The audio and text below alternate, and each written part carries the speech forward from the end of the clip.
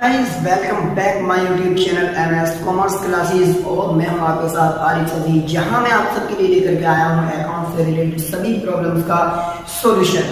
और आज की इस वीडियो में हम बात करेंगे कंपनी अकाउंट की।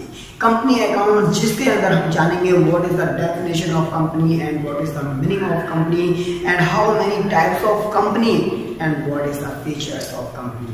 तो आइए ज्यादा वक्त न लेते हुए शुरू करते हैं आज का हम अपना टॉपिक।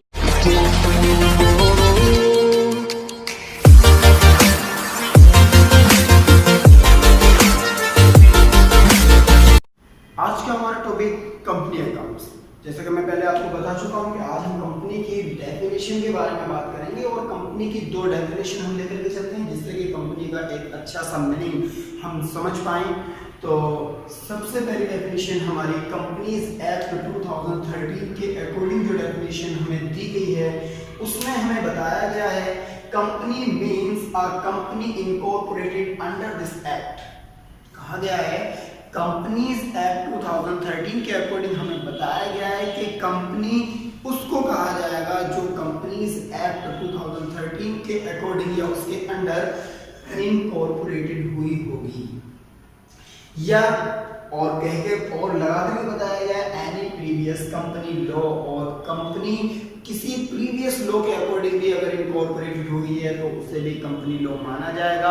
2013 से पहले का जो कंपनी लॉ या कंपनी एक्ट था वो 1956 था। तो इसका मतलब होता है कि अगर कोई कंपनी 1956 के अकॉर्डिंग इनकॉर्पोरेटेड होती है तो उसे कंपनी कहा जाएगा, या उसे कंपनी कहा जाएगा जो कंपनी 2013 एक्ट के अकॉर्डिंग इनकॉर्पोरेटेड होती है। नेक्स्ट डेफिनेशन है हमारे पास प्रोफेसर हैने। और प्रोफेसर हैने क्या कहते हैं, इन्होंने कंपनी की डेफिनेशन में कहा है कि a company is an artificial person. Company जो है वो एक आर्टिफिशियल पर्सन है, यानी कंपनी एक कृत्रिम व्यक्ति है और क्रिएटेड बाय लॉ, जिसे एक नियम से बनाया गया है, कानून से बनाया गया है। कंपनी एक आर्टिफिशियल पर्सन है जिसे बाय लॉ कानून के द्वारा बनाया गया है। हैविंग सेपरेट एंटिटी, जिसकी एक अपनी अलग पहचान होती है, जिसका एक अपना अलग अस्तित्व होता है। विद अ परपेचुअल सक्सेशन, जिसका सदा अस्तित्व रहने वाला है, जिसका अस्तित्व सदा रहने वाला है, कभी खत्म नहीं होने वाला है। एंड अ कॉमन सील, जिसकी अपनी एक कॉमन सील होती है, जिसकी अपनी एक कॉमन सील होती है। कॉमन सील का मतलब है कि कंपनी अपने हर एक्शन को अपने आप करती है, कंपनी अपने डॉक्यूमेंट्स को अफिक्स करती है। उसके बाद हम बात करेंगे टाइप्स ऑफ कंपनी, यानी कंपनियों के प्रकार। कंपनी कितने प्रकार की होती है, कंपनी कितने तरह की होती है। तो सबसे पहला टाइप हमारे सामने आता है वन पर्सन कंपनी। और वन पर्सन कंपनी का मतलब होता है वो कंपनी जिसके अंदर बिजनेस को ऑपरेट करने वाला या कंपनी को ऑपरेट करने वाला केवल एक ही पर्सन होता है, यानी एक ही व्यक्ति के द्वारा चलाई जाने वाली कंपनी को हम वन पर्सन कंपनी कहते हैं।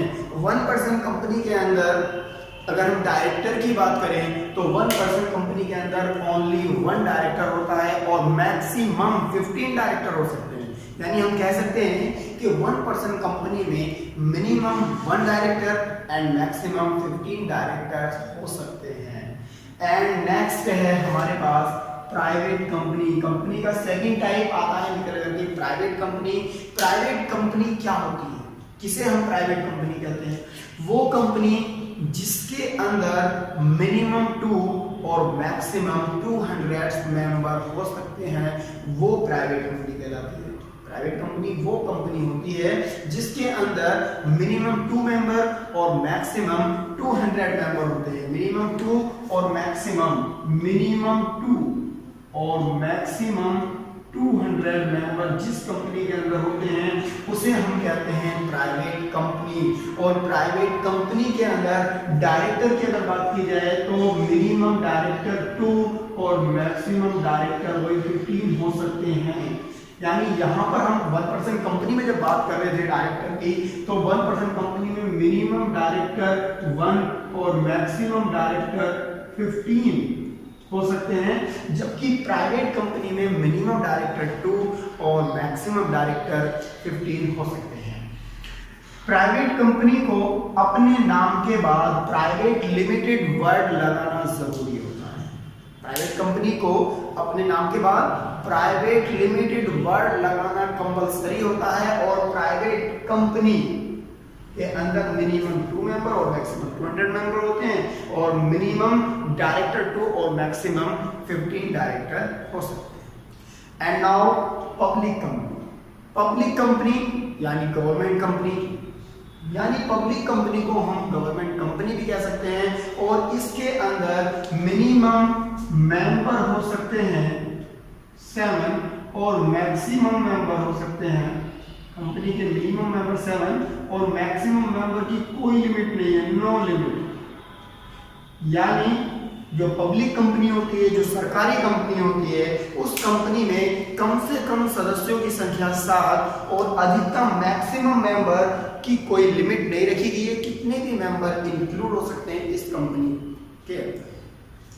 अब इस कंपनी का डायरेक्टर की अगर हम बात करें तो पब्लिक कंपनी में मिनिमम डायरेक्टर होते हैं 3। मैं यहाँ पर एक बार फिर से मेंशन कर देता हूँ, पब्लिक कंपनी में मिनिमम डायरेक्टर होते हैं 3 और मैक्सिमम हो सकते हैं 15। यानी अगर हम डायरेक्टर की ही बात करें तो तीनों कंपनीज में डायरेक्टर की मैक्सिमम लिमिट 15 डायरेक्टर होती है और मिनिमम लिमिट 1% कंपनी में 1, प्राइवेट कंपनी में 2 और पब्लिक कंपनी में 3 होती है।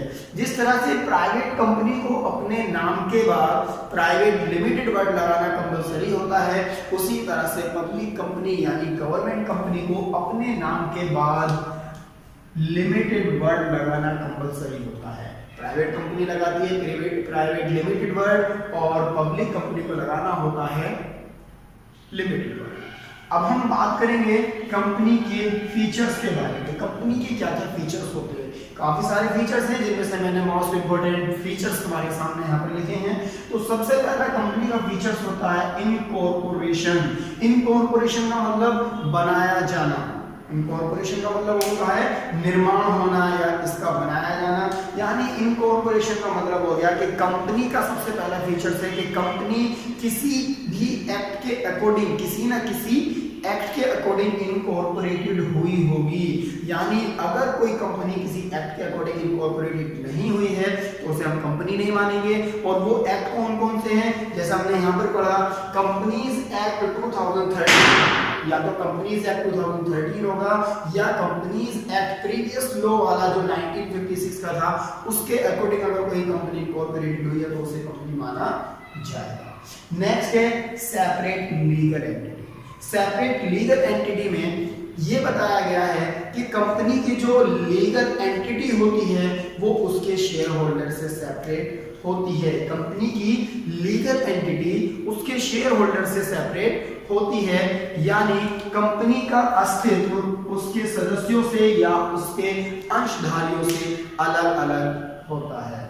नेक्स्ट है आपके सामने artificial person. In the eyes of law company is an artificial person. Law की दृष्टि से, अगर लॉ की दृष्टि से देखा जाए तो कंपनी को आर्टिफिशियल पर्सन माना गया है क्योंकि कंपनी के पास अपनी खुद की प्रॉपर्टी होती है। नेक्स्ट है परपेचुअल सक्सेशन या एक्सिस्टेंस। परपेचुअल एक्सिस्टेंस का मतलब है कि अगर कंपनी के शेयर होल्डर या कंपनी के मेंबर इंसॉल्वेंट हो जाते हैं, अगर कंपनी के शेयर होल्डर या कंपनी के मेंबर इंसॉल्वेंट हो जाते हैं या कंपनी के मेंबर की किसी की डेथ हो जाती है तो कंपनी का जो अस्तित्व है वो बना रहेगा। कंपनी के किसी मेंबर या शेयर होल्डर की डेथ होने से या उसके इंसॉल्वेंट होने से कंपनी के अस्तित्व पर कोई भी इंपैक्ट नहीं पड़ता है। कंपनी जैसी चल रही है वैसे ही चलती रहती है। नेक्स्ट है लिमिटेड लायबिलिटी। कंपनी की जो लायबिलिटी होती है वो लिमिटेड होती है।